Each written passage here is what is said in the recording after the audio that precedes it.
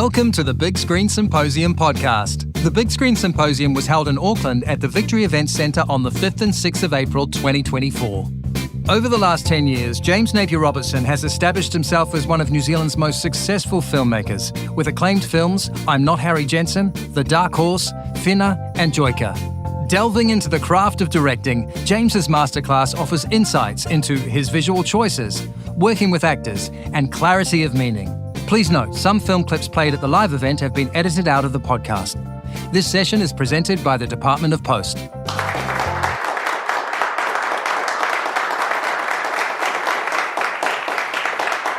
Thank you very much.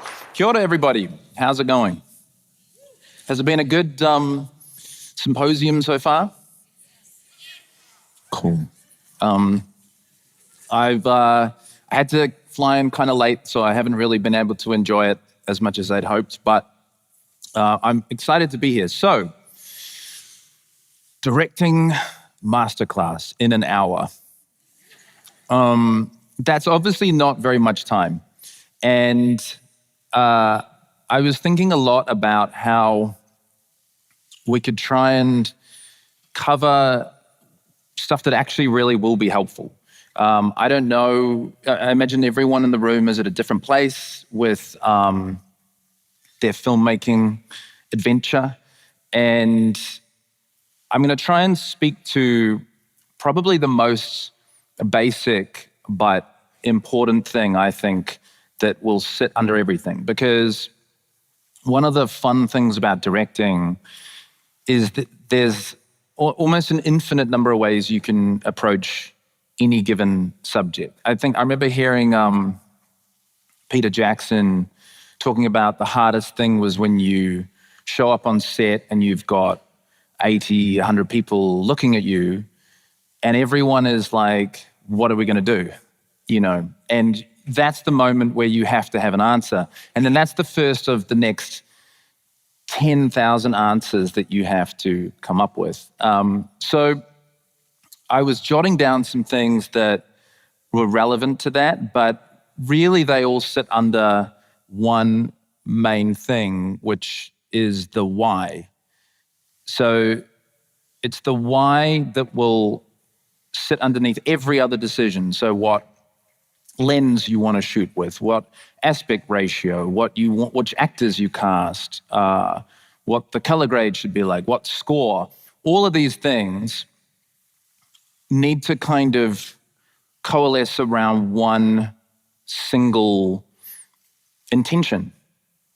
And I think the best directing, in my opinion, is when a filmmaker is able to achieve their vision. They have a clarity, A, they have a clarity of what their vision is, and then B, they manage to actually know how to see that through. So another filmmaker I think of who's talked about this is David Fincher, and he talks about how every film, and this is a guy who's got a pretty clear vision, but he says every film that he makes ends up being, if it's a really good one, if it goes really well, it'll end up being like 80% of what his vision was. And if it's really bad, it might be like 60%, you know. And that's the battle that everyone is fighting. So I want to kind of talk about this this vision thing, this why.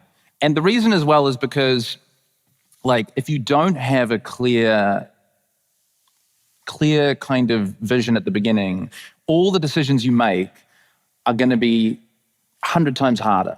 Because every day, again, it's like, what color should the toaster be in the background? What should we be on, a 50 millimeter or a 25 millimeter? Should we shoot anamorphic or spherical? Should we da-da-da-da-da?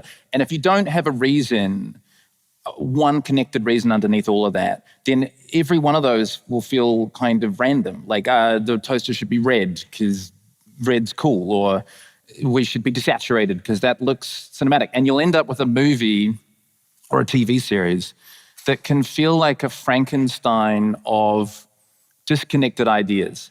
And it might have moments that work. It might even have, you know, like a great performance, or it's got great scenes, but it won't feel like one cohesive story. So this is what, when I was jotting down things that I think really matter, this is very much that. So the place I'm going to start is figuring out what your vision is first, having clarity on that. And then I'm going to talk a little bit about how you can try and achieve that, and what ways you can, what actually expresses certain things. So the first thing is like having clarity about what it is you're trying to achieve. So for me personally, this is just me as a filmmaker talking, and this won't apply for everyone. But for me, the number one first thing that I am setting out to achieve, and certainly with the 4 movies I've made up to this point, are very much about trying to get an audience to connect emotionally with people. All right, this is like what I'm most interested in when film works. Now, I love shots looking good. I love, interesting sound and music, and I love strange kind of execution of things. But it's like, for me, everything else you do, and it doesn't matter whether you're doing horror or comedy or whatever it is, art house, really like, Dardenne brothers, very like cold, removed. But if you can have your audience emotionally engaged, they're going to be opening up to everything else you want to do with your story, everything else you want to do with your film. They are going to be way more affected by it.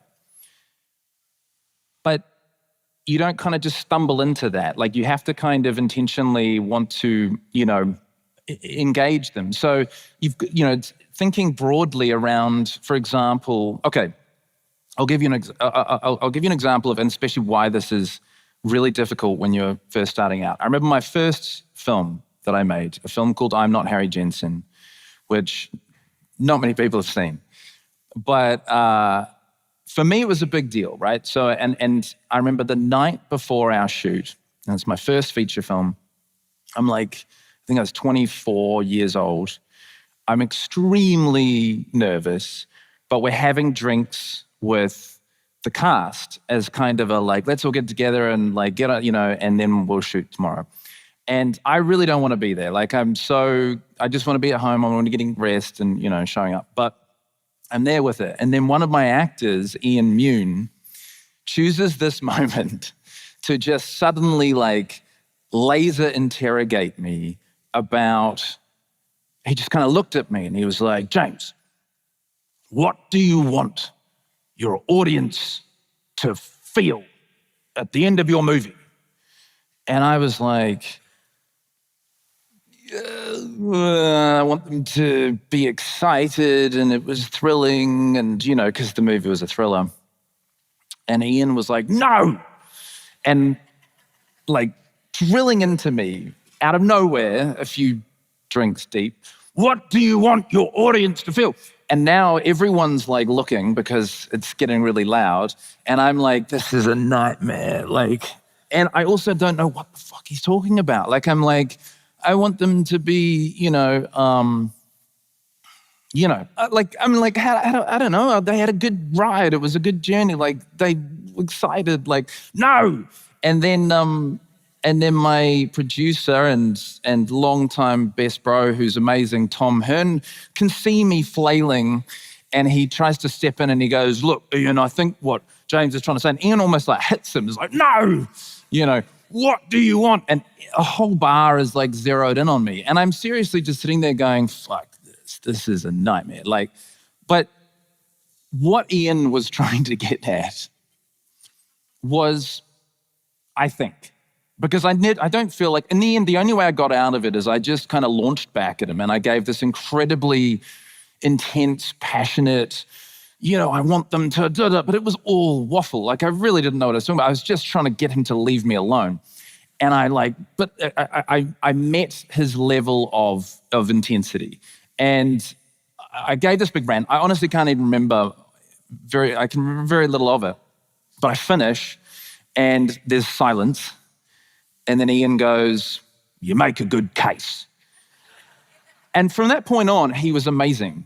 The whole shoot. Like, he was the biggest gift for me as a director, because he's obviously incredibly talented as an actor, but he never complained. He was up for anything. And, I have a tendency to want to do a lot of takes, no problem. Hike up weird hills and whatever, and he's 69, no problem. So, and I think there were two things he was looking for, but one is he wanted to know that I know what I'm setting out to do as a director. I don't think it even matters whether I could explain it. Maybe it does, but that I really know not just, get a good shot or a good scene or a good performance or whatever, but what is the point? Like, what is the overall point of the movie, the story you're telling? What is the effect that you want it to have at the end? And I think the other thing is, how is it going to change people? Like, how is my favorite films, and they can be like full of all sorts of spectacle, but the substance of, there's nothing that sticks with me like when I come out of a film and I genuinely feel like it changed me a little bit. It changed the way I view the world. It changed the way I see characters. And that is through people, right? We connect emotionally with stories through people. That's our way in. So this kind of emotional engagement thing. This is like what you need to kind of, in my view, you need to put at the forefront. And then everything kind of can coalesce around this as a very basic starting point. When I'm talking about an audience engaging, an audience, caring, there's something I do want to clarify, which is that there is no audience, right? The audience is an imaginary, made-up thing. There's no, this baffled me a lot. I remember one, especially in my earlier films, and there would be, who's your demographic? It's 18 to 25, or it's 35 to And I remember being asked that and just being like I remember when we were setting out to make The Dark Horse, and I'd be asked that by, financiers, like, who's your target audience? And I'm like, I don't know, everyone? Like, how can I know what this particular person is gonna like, or this? And so when I'm talking about audience, what I'm really talking about is yourself, because you're the only audience that you are ever going to truly know. That's it. You can never predict what an audience is going to respond to, because it's all made up of individual people with individual tastes, and if you make the mistake of chasing an audience, going down a path of doing stuff because you think this group over here will like it, you're in deep trouble. Because all the decisions that you're going to make are not your own decisions. They're for some fictitious thing. There is a point when your movie will be test screened. You'll have an audience test screening. And depending on, the stakes, that can be pretty important. But at that point, you should hopefully be relatively far along the path, and that can inform you, and you can kind of get a feedback thing. And you'll have, hopefully, incredible collaborators who can help inform everything you're doing and give you input on if something's working or what have you. But in the end, all you know is your own opinion. That's all you can genuinely know. And your opinion is based on your taste. So if I was asked whether somebody could make a great director, pretty much the first thing I would look at is their taste. Because everything else you can learn, with a lot of hard work, and over the years you can learn. But your taste is the thing that will define you. Again, your job as a director isn't to do everything. It's easy to think, and I've felt this coming from a very micro, low-budget background, I often would have to do almost everything in the early days because we had no money. So I would write and act and direct and edit and do music and all these things. But the ultimate, the better place to be is that you have an editor who's better than you are at editing. If you're not a writer, you have a writer that's better than you are at writing. You have actors that are better than you could do at the acting. You have a composer who's better at music. All these things. And your job is simply to be able to in a clear fashion, articulate to them what it is that you're going for. What is your vision? What is it that you're trying to achieve and say with this film? And then those people are going to be coming back to you constantly asking for what you think about what they've done. And constantly, this is, I mean, the running joke is that when you're on set, a director can't go to the toilet without 5 people following them in there, needing 10 answers on things. And in all seriousness, I've been on set a number of times and I've gone to use the toilet and I walk past and I'll hear like a series of radios commentating that I'm going to the toilet. And there's like a poor third AD following me, trying to not pretend that they're following me to the toilet. And it's not because you're special, it's because they need answers. It's because everybody needs an answer on whether what they're doing is right.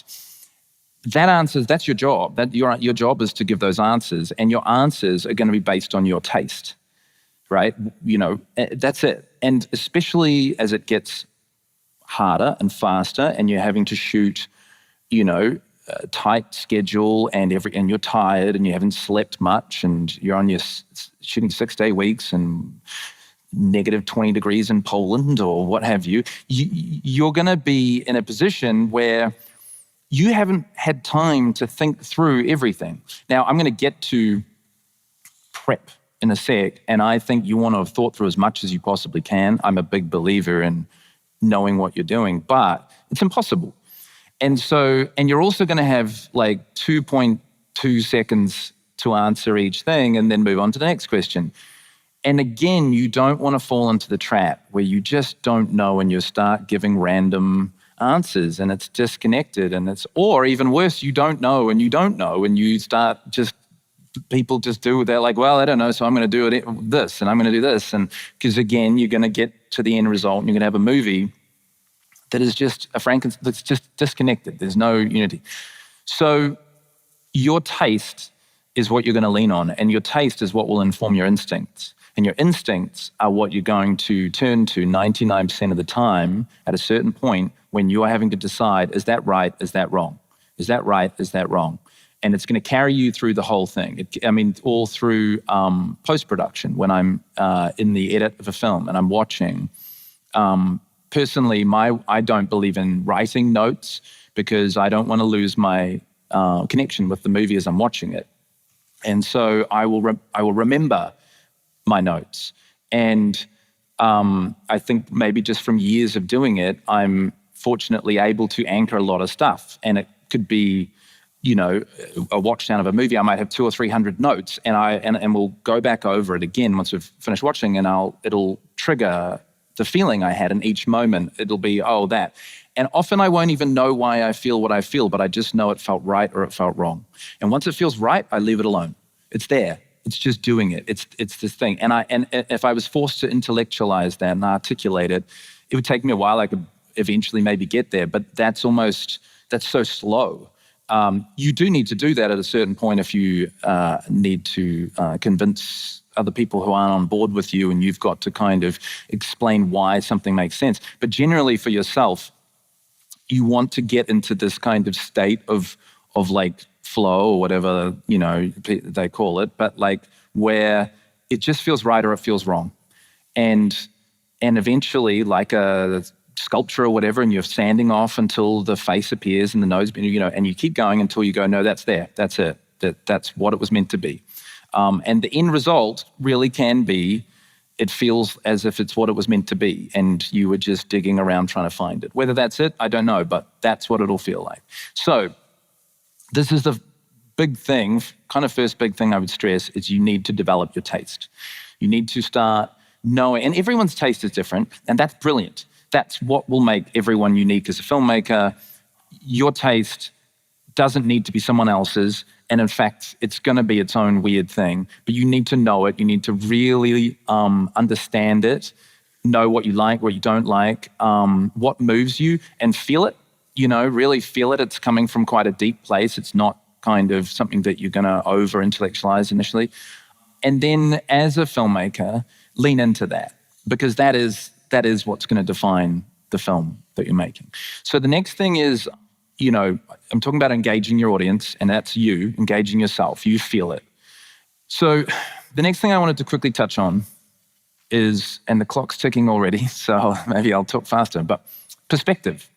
So perspective starts in the material, so with the script. So if you're not a writer, if you didn't write it, your job as a director is to work with that writer, first and foremost, to make sure it's as good as it can possibly be. There is a maxim, which is very true, which is if it ain't on the page, it ain't on the stage. There's also a desire, especially when you're kind of wanting to get going, to just want to get to shooting it. Like, this script process is taking ages, and let's just and I know if I could shoot it, and I know if I could, but you really, really, really want to do yourself a big favor and try and get the script as strong as possible and have the clarity of the script of what the script is saying in the end and who the script is about. So the perspective aspect, the other thing I'd say with the script is that as a director, again, if you didn't write it, and I'm coming from the perspective of usually having written it, but if you didn't, your other job is you need to know that script as a director, and you need to know it so well that you know it better than the writer does. You need to know everything about it. You need to know every character, the inner world of every character. You need to know what each character is trying to do in every scene. You need to be the absolute expert on this world, this story, these characters. There's no shortcuts around that.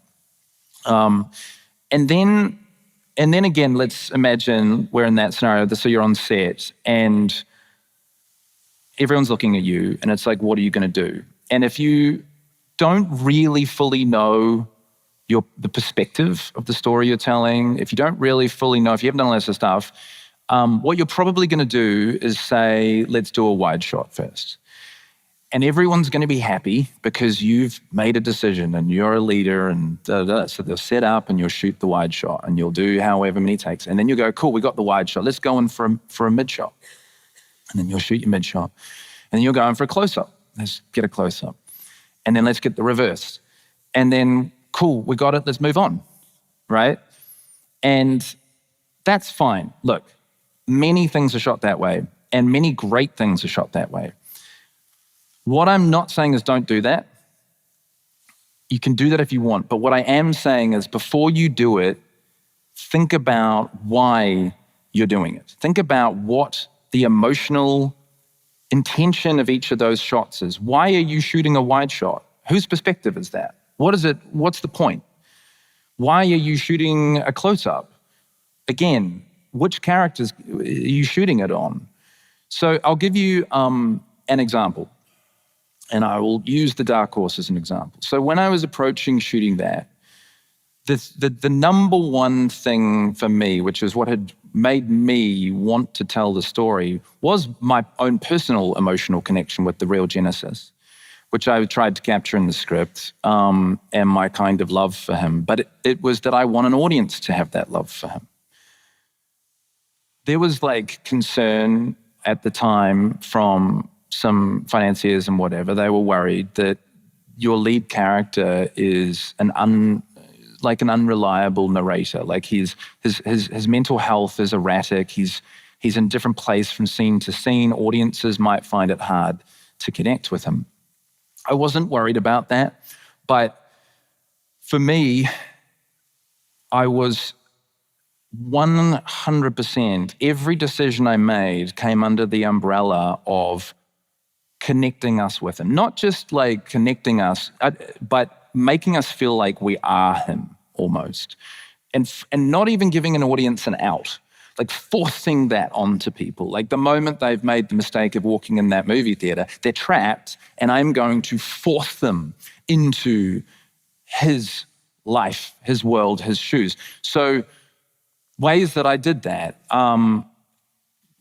for example, right from the beginning of the movie, the very opening shot, Genesis is walking down the street in the rain. And I could have shot a big wide shot and it looks really cool and you've got all this da-da-da-da, but that's objective and that's sitting outside him. And I don't want that. I want subjectivity. So we're right behind him. We're walking behind him in his footsteps. It's as if we are him, right? We're going through that. We're going through the rain. We're going on this as he finds the chess pieces in the shop. We're going with him as the police arrest him. And this is a thing that I would anchor throughout the film. So I do it again when we're going into Araki's place for the first time with Genesis, and we're walking down the hallway, even not just following him, when he looks off into a room, and then we look off into the room. The camera pans off as if we're looking around like he is, as if this whole world exists, and wherever you look, there'll be something, but we're seeing it through his eyes. We're experiencing it as he is experiencing it. I do it again, examples of when he's going to Nobles for the first time, we're following behind him. When he goes into the gang pad to get mana at the end, we are with him. It's as if we're doing those things.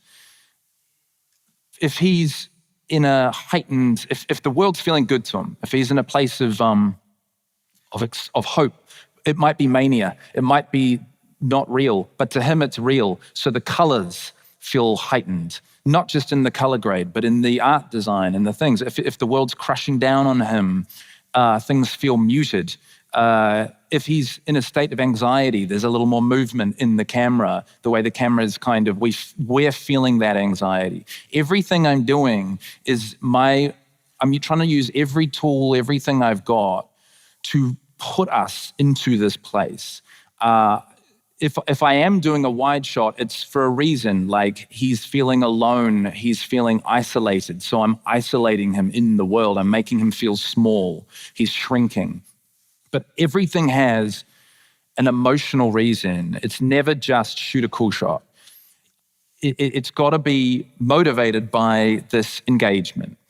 I think if that's sort of, and then at a certain point, we only see what he sees. We learn what he learns at his pace. It was a discipline I tried to give both when writing it and then shooting it, which was a challenge. But then, and the only times it starts to split is when Mana comes in and starts sharing the story with Genesis sort of later in the film. But even then, even when we're going with Mana and he's going with Mutt for to be initiated, it's still as if Genesis is seeing that. It's as if he's imagining, he knows what's happening. It's still coming from his mind in a way. This was kind of how I was trying to create an experience for an audience, to pull them in, to grab them and pull them in and not let them escape, not give them an out. And again, as I say, really it was about trying to have that effect on myself. And then trusting that if you're a human, if there's something you feel, there's probably other people will feel it as well. Okay, so I'll give you another example, and I'll play a clip quickly, because I feel like I should play a clip, of a film I just made recently called Joika. And in this clip, the lead character, Joy, she's exhausted, she's struggling, she's been pushing herself to try and learn this thing, but to try and tap into something bigger than herself in a way. And it's not working. And she's kind of, almost becoming deluded. And she's also has this obsession, this kind of fixation on these Russian ballerinas of the past, of viewing them in this unrealistic, godlike way and wanting to be them. But it's starting to become almost unhealthy in this kind of pursuit. So if we want to play that clip, and then I can talk a little about it after.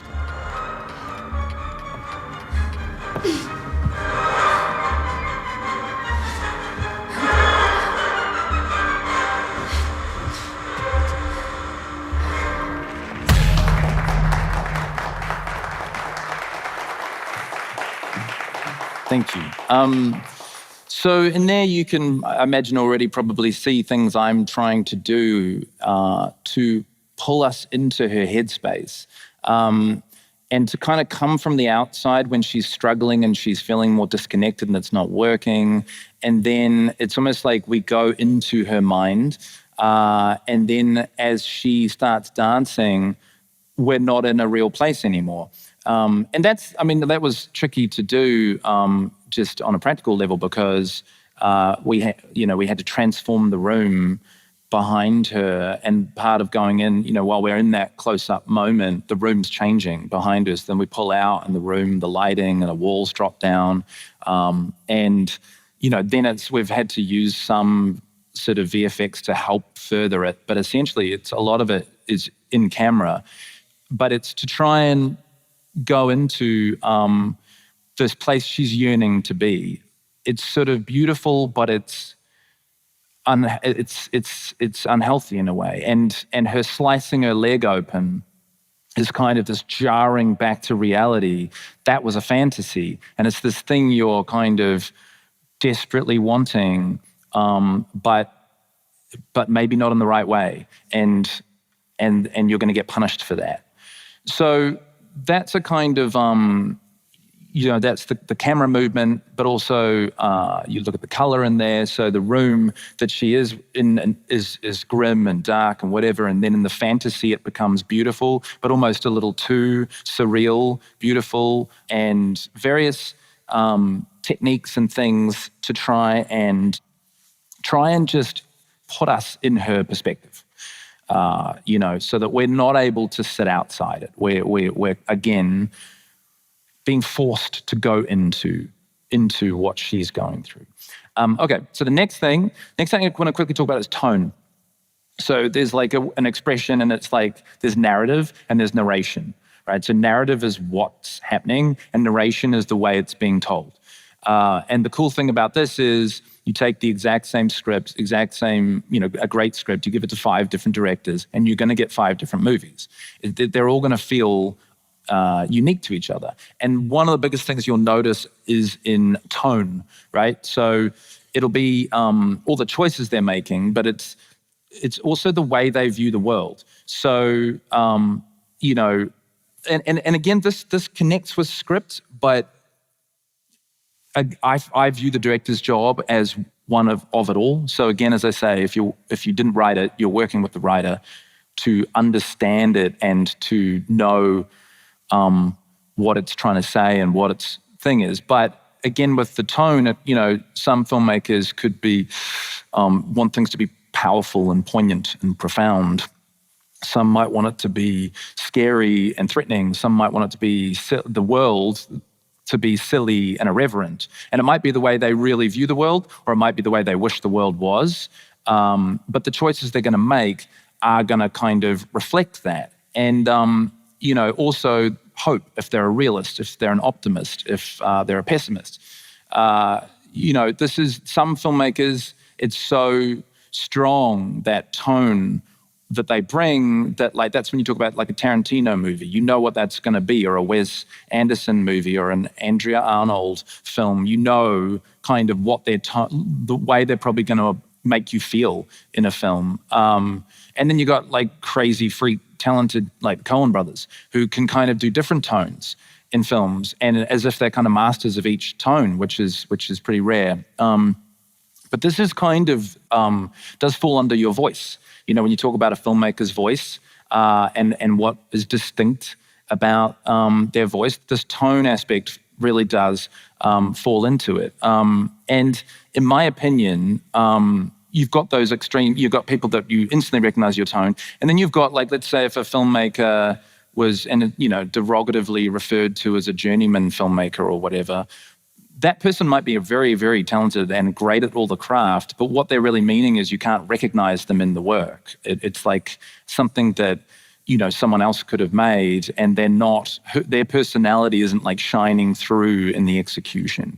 And so, in my opinion, if you, especially if you're kind of trying to carve your way and start out, you really want to lean into your personality, right? You want to kind of, there's an amazing filmmaker, Xavier Dolan, he's a French filmmaker, and he's an example of his films, like even in the same movie, there can be something incredibly brilliant and something really clunky or like overly earnest or whatever.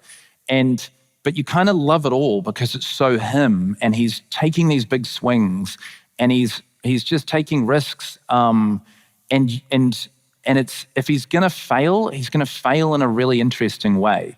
He's not going to be afraid or lose his nerve. And that's a very easy thing that you can do. I remember, especially in the early days, like if you finally get a shot at making a movie, or you've been given all this money and everyone's kind of hammering you with the responsibility of that and the pressure, and and it's very easy to start losing your nerve and kind of just going, oh, I'll take the safe choice. I'll do the thing that... I'm going to tell you, never take the safe choice.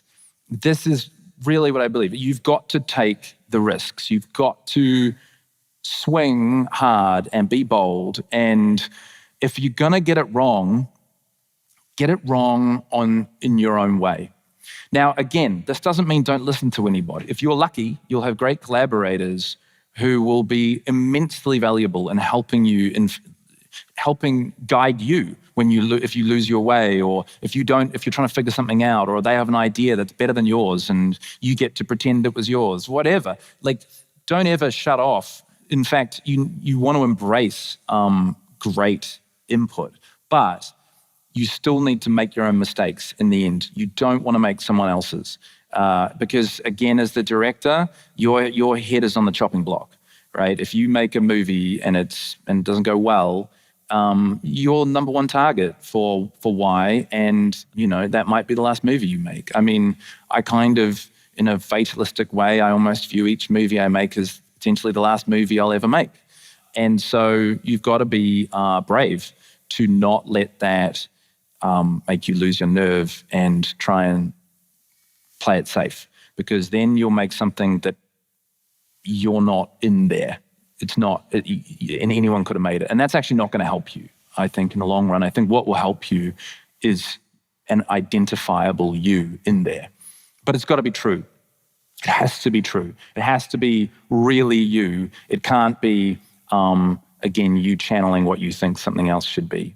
Just to stress that as well, like there's an expression of standing on the shoulders of giants. You will have filmmakers you admire that you want, that you'll emulate. It's fine. All of them did it. But you're only doing that to get to who you are. So you've got to kind of, again, keep pushing through. You've got to keep knowing yourself, knowing what moves you, and feeling it. There's a great film music producer, Rick Rubin, that I think is awesome, because he'll often talk about he knows nothing about music at all, but he knows what he feels, and his taste happens to just be great, and so he can produce the most incredible musical acts just by helping them lean towards who they are and through his own taste of channeling it. It's almost like a meditation in a way. You really do want to try and get to that place. Okay, the last thing I'm going to talk, and then I can throw to questions, is a little bit on the practical side.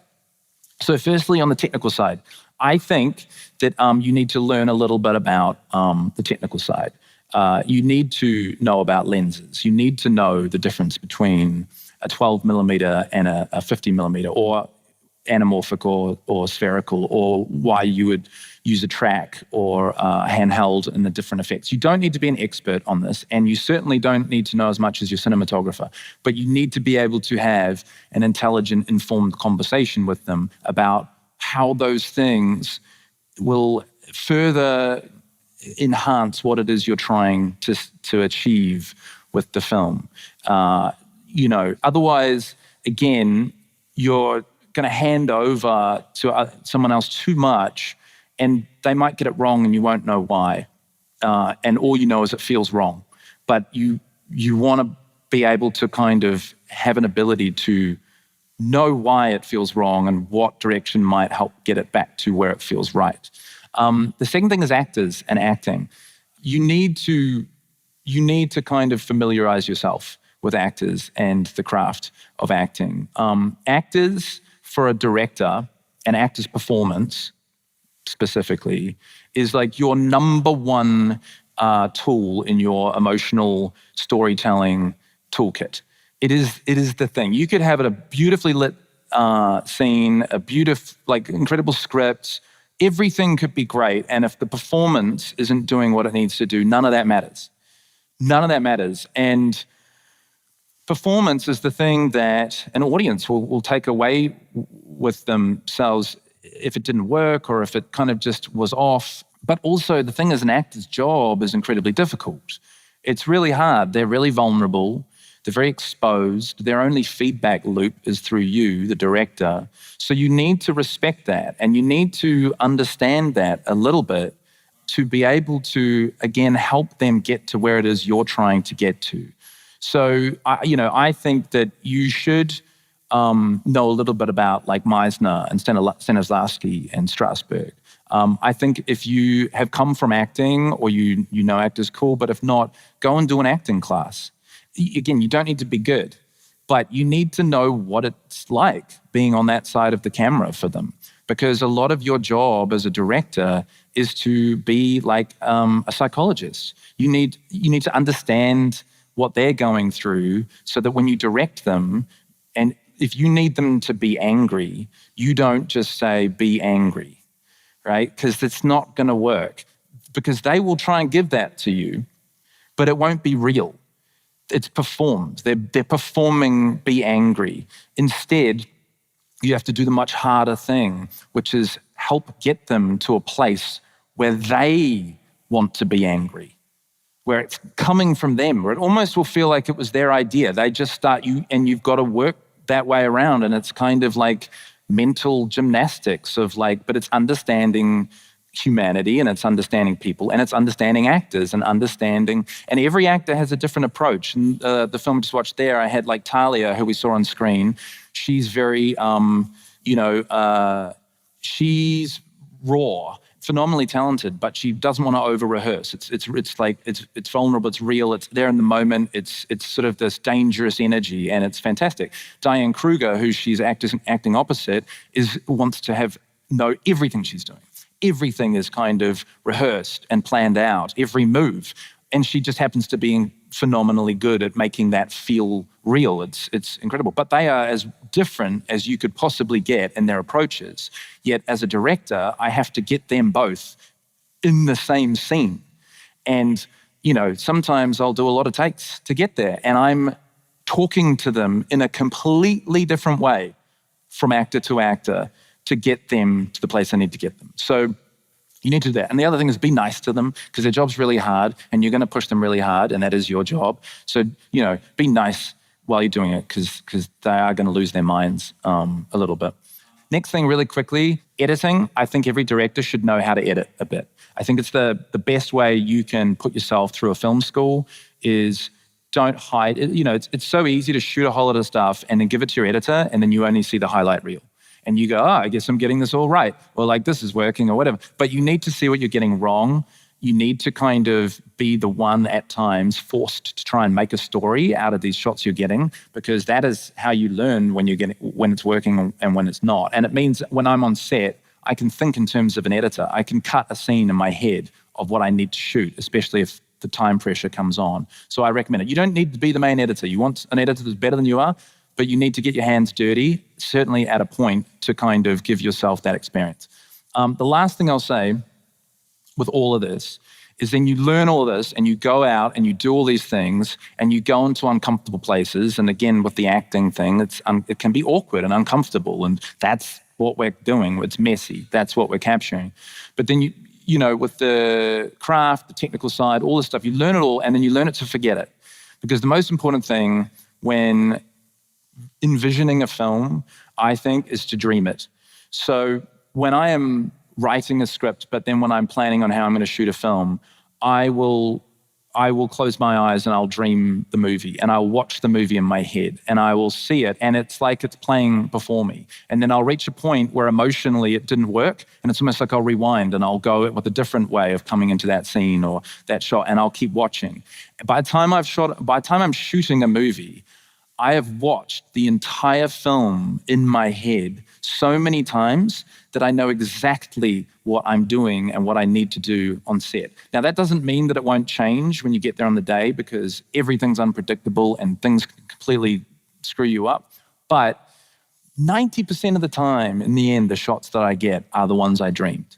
And I know they're going to achieve a certain effect because they've already had that on me. I've already watched the movie. This is why I personally don't really storyboard. I will shot list because I'm just trying to help everyone know what I'm trying to get as much as possible. But I don't really need a storyboard because I've watched that shot drifting into that shot and the reverse. I know, if pressure comes on and I have to shoot a scene in 30 minutes or 45 minutes, which can happen, I know exactly how it's going to play because I've seen it. And that means it's also coming from the deepest, most pure place in yourself. So you're not sitting there outside of it objectively going, I'm going to do this. You're emotionally, it's coming out of you. And then you're applying all the craft or technical knowledge you've got to how to achieve that. But it's starting from the inside first. And that is how I think it can be the most cinematic as well. And that way you don't just have to go in and shoot coverage. You will shoot with an intention. Okay, so should we quickly, with the last 8 minutes, go to any questions? 8 minutes and 45 seconds. Don't forget the 45 seconds. Let's do it. First up. Yes. The energy and spontaneity that comes across from all the actors, especially the young actors in The Dark Horse, felt so natural and truthful. How much were the scenes improvised, and how do you get that sense of freedom in performances? Yeah, so how do I sum this up quickly? Just cast really awesome people, right? And awesome kids. And with kids, it's hard because, they're not going to have any acting experience. But what you're looking for, and also you might have characters on the page, but you're really looking for young, kids who have something special in them. And it might mean like Murray in The Dark Horse, for example. That character didn't exist. But when we were auditioning, he showed up and I'm like, he is so amazing. So I wrote Murray and that kind of character came to life. The other thing with kids is you've got to keep it fun and have a really good relationship with them. Just hang out with them, get to know them. You've got to be buddies and don't keep pressure off them. So I had this rule on set where with them, whenever we were shooting, I often do this with all actors, but I'd never call action, and it's like, now perform, because they'll just freeze up. They get nervous. It's kind of and they will have been the coolest, just life of the party. And then you call action and they go, and it's so instead, what we would do is, in some of the scenes in the garage, for example, is I would just run in and I'm running around with them and I'm jumping up and down and I'm yelling and we're rah, going crazy. And then they're all having a good time and I slip out and they don't notice. And I just say to my cinema DP, okay, start rolling. And now we're rolling and the energy's up. And then I'll just get a way to throw them into the scene. And in the end, most of their dialogue is scripted. There's very few moments in it that are improv from them. They're lines because they're lines I need to kind of tell the story or reveal their character or whatever it is, but they're slipping into it in a way that feels like they're just coming straight out of themselves. So you've got to just do everything to break down. I believe this with all actors, break down this illusion, cameras and lighting and crew, and you've got to just throw all that away. And often I'll do things which infuriates some people who have a way of doing it, but I don't care. So, as I say, with actors, I'll be and in your own time, or if an actor's struggling, I'll say to them, do you know what I want you to do first? I'm going to say in your own time, and then I don't want you to do anything for 30 seconds. Just nothing, absolutely nothing. And then after that point, I only want you to begin the scene when you really feel ready and you really want to begin it. But otherwise, I don't care if we're all standing here rolling camera for 10 minutes with nothing happening. I don't care. Everyone can wait. We'll all be quiet. It's all to take the pressure off them. Another thing I'll do is I'll run a take, and I did this a lot with the kids, and then on the roll, we're going to go again.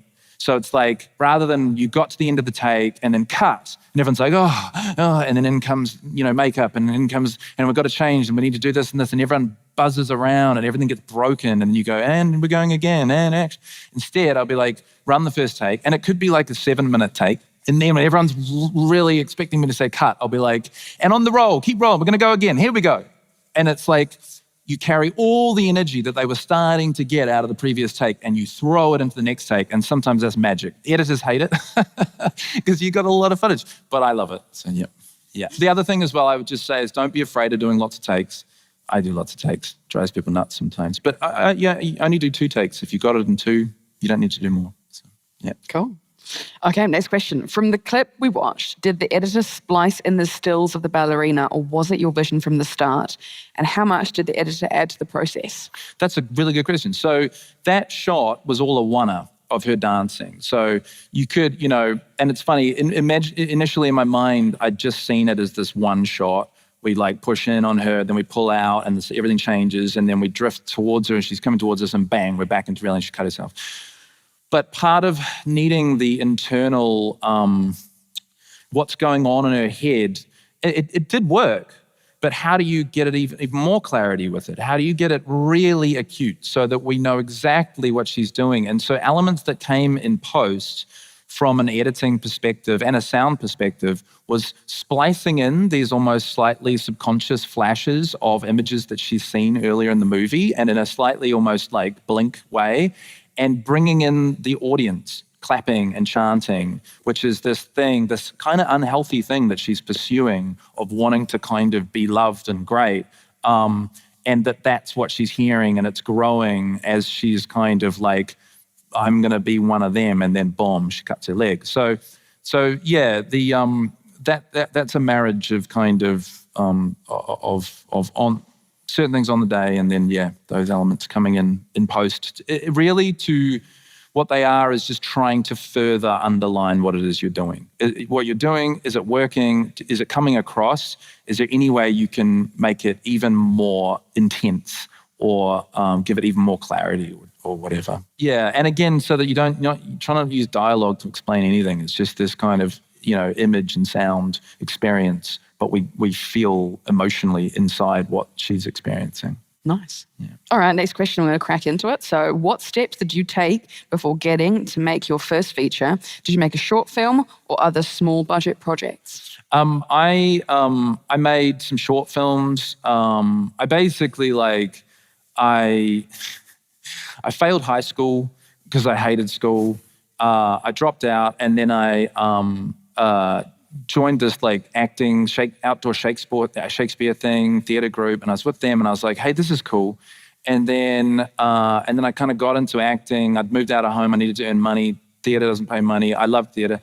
And then so I got into TV acting, and eventually it just wasn't me. It wasn't really what I wanted to do. And so I started making short films, and I was writing a lot, and I loved that. And then I would kind of act in them as a way of kind of trying to get them done. But essentially I made a bunch of short films. None of them did anything. Some of them were hilariously misguided, as in I made a short film that was for this competition, and it was quite edgy and dark, and then turns out the competition was a family-friendly outdoor festival thing. So after making it, they wouldn't even screen it, and those experiences. And then I made a really micro, low-budget movie, I'm Not Harry Jenson, a thriller, with Tom Hearn, and that was our first kind of. Tom had acted, and we'd acted together. He'd acted in short films I'd done, but that was our first movie together. And just eventually, it came out in theaters, completely flopped. Came out on the same day as Avatar, so no one saw it. But it just opened the door enough for then making the Dark Horse. The Film Commission wanted to support us. Cliff really liked I'm Not Harry Jenson and kind of, wanted to take a swing. And it just, one thing leads to another, really. Yeah. Yeah. What is your process in working with your actors? Are you open to actors developing the character with their own ideas, or would you rather they stay true to the writer's vision? I think that staying true to the writer's intention those can coexist. So you really I want actors to inhabit the role. I don't want someone to come in and just be this sort of exact was on the page and there's no soul and life in it. The best acting is dangerous. It's unpredictable. It's got an energy that is that's messy. That's the best acting. And what I want is just the most powerful, honest, emotional performance from an actor. So I have to empower them to let them find that. It's a balance of letting them find that within telling the story you're trying to tell. So, I usually don't have much improvisation in films that I've made, but I'll sometimes, and if it feels like it'll help. But a lot of what I'm doing is trying to get them to dig deep and to go into very uncomfortable, vulnerable places. And if an actor's really getting there, it's going to be really scary for them, because they'll have prepared, usually they'll have done their work and they've prepared what they think is this, powerful performance. But it's what I'm always looking for is digging under that and going somewhere that a lot of actors will be really uncomfortable even when you start to get into that place, because it's scary and they could look like an idiot, or it could be really painful. But the camera, it's like the camera never lies, right? This is the thing of, and again, as a director, your job is to have a very, very well trained bullshit radar or truth meter, or however you want to put it, where you can see when something is real or when something is an incredibly good performance. Because once you blow it up on a big screen, if it's not real, it's gonna be amplified. So a lot of the time, I am just trying to work with the actor. I'll get to know them. I want to know, but I want to gently push and push and push and sometimes, I've done a lot of takes because an actor is giving a really good performance, but it doesn't have that thing underneath, and I need to get there. And so we'll go again and we'll go again. And I've had actors get really they don't want to keep doing it. So there's a scene in The Dark Horse where Wayne Happy, who plays Araki, is in the bedroom, and Genesis and Araki are kind of going at it. And it's a very important, very big scene. And Wayne is one of the toughest guys I know. He's ex-Black Power, he's kind of been through it all. And he was exhausted with how many takes we were doing. And he was one point came over and and they're trapped in this tiny little room, there's no air, he's smoking ciggies and it's just, and he comes over and he's leaning on my shoulder going, bro, please, let's just fucking stop. Please, let's, and I'm I love you, man. No, we've got to keep going. And he's fuck. And I can tell he's nearly breaking, but I also can tell I am getting close to the truth, something. And I don't even know what it is, but I know it when I see it. And I'm and I just say to him, I'm bro, go outside, have a cigarette, get some fresh air for 5 minutes. We're all going to wait. Mind you, this is when I'm 2 hours and down on the day, right? So I'm going to do overtime. So everyone's freaking out always that you're behind. But I'm I know there's something we haven't got yet that is. So he goes and has a cigarette, 5 minutes. My first AD is having a heart attack. And then he comes back in and he walks and he sits in the room and I call action, and and what he does is what's in the movie. And it's some of the most powerful stuff I've ever seen. And it's so raw and it's so real, and his jaw is shaking. And he is just he's gone to another place. And it is everything in his life that's suddenly surging out. It's all this stuff. And when I'm watching it on set, I'm getting chills. I'm just holy shit. It's phenomenal. And that's it. Done. Got the take. We move on, So you're looking for that thing, and you won't always know what it is, but you'll know it when you see it. Another example I'll give, and we're way over time now, right? So I better wrap up, but is with Cliff, with the windscreen in the van, where he smashes the windscreen in the van. That's another one where it's we're under time pressure, and all through the shoot, Cliff had been Cliff, he wants to bite back at Mutt or whoever when they're giving him shit, and I'm nah, you got to pull it in, and he's repressing all this, anger and frustration. And he does 2 takes in the van where he's meant to get really upset and got rain, and then he drives off. And we do these 2 takes, and everyone's freaking out because I got the camera on the road and we didn't have a permit, and safety's telling me I'll never work again and all this stuff. And I'm but I haven't got the shot. I haven't got that thing. And then my producer there, Tom, is he knows I haven't got it. And I'm all this pressure, and he goes, just go again, man, get what you need. So I go one more time, and I go up to Cliff, and I'm all those times that I've been telling you to hold it and hold it and hold it, let it out. Go, bro, fucking go. And I go back and I call action, and Cliff kicks the window out of the van. That wasn't meant to happen. None of that was meant to happen. He kicks the window. The camera operator, Denson, is just in the zone, beautifully, perfectly covers it. It's like a dance.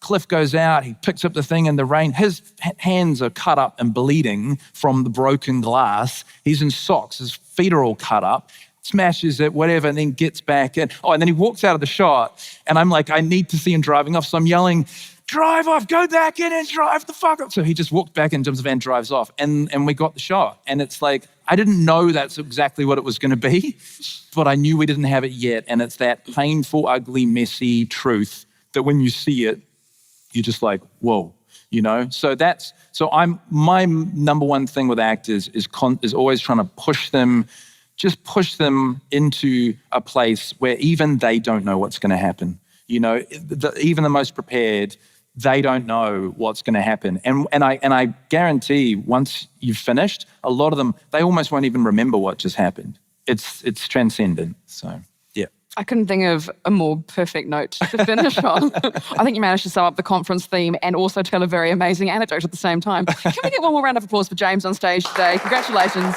Thank you so much. Thank you.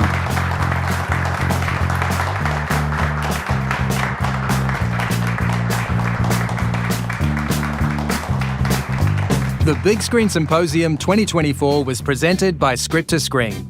We gratefully thank our event partners, the New Zealand Film Commission, Images and Sound, New Zealand On Air, and Te Mangai Paho.